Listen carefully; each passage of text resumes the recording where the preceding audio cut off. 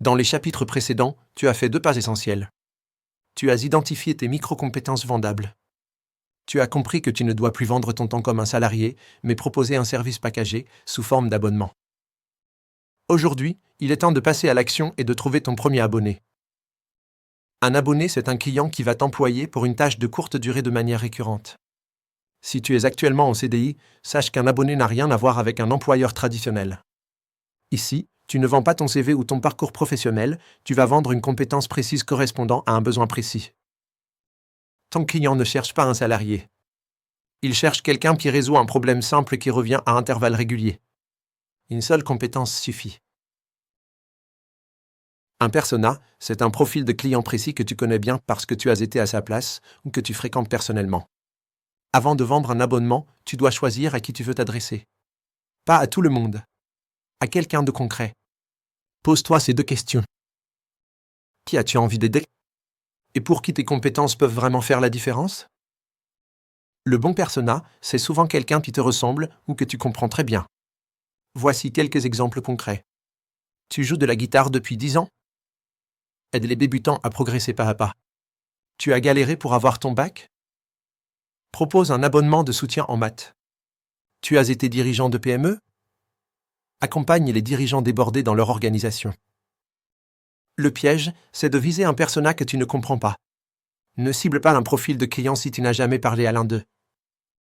Ne vise pas au hasard. Vise là où ton expertise peut vraiment aider. Tu dois connaître ton persona presque mieux que lui-même. Ses galères, ses doutes, ses objectifs et ce qu'il est prêt à payer pour aller plus vite ou faire mieux. Une fois que tu sais qui tu veux aider, demande-toi où cette personne passe du temps. Ton canal d'acquisition, c'est le chemin le plus direct pour te faire connaître auprès de ton persona. Il n'y a pas de bon ou de mauvais canal en soi, tout dépend de ton client idéal. Voici quelques exemples concrets. Tu cibles les indépendants du digital?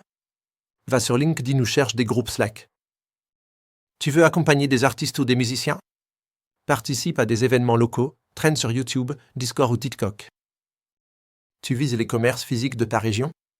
Va réseauter sur place ou utilise Google Maps pour repérer des cibles. Ton canal dépend de ton persona. Pas besoin d'être partout. Sois juste au bon endroit, au bon moment, avec le bon message. Tu n'as pas besoin de faire de pub, ni d'avoir un site ultra pro pour commencer. Prends contact directement là où ton client se trouve.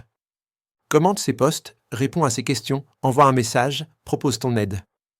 L'objectif, c'est d'engager une vraie conversation et créer du lien. Quand tu démarres, ne te complique pas la vie.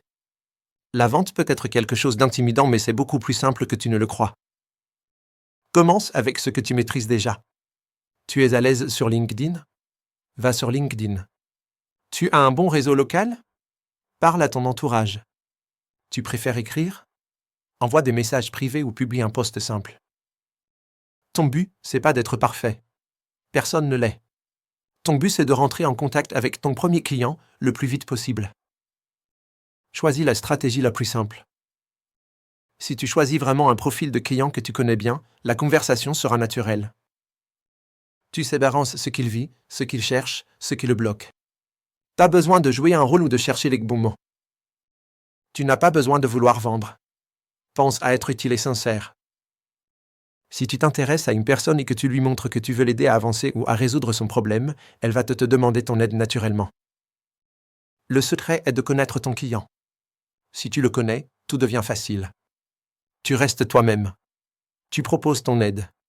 Et si ton offre lui convient, il dira oui. Avant de passer au chapitre suivant, prends une minute pour entrer les choses. En 1, commence par cibler un type de client que tu connais bien. Pas une cible vague ou un fantasme inaccessible. Choisis quelqu'un qui te ressemble, que tu comprends et que tu sais comment approcher.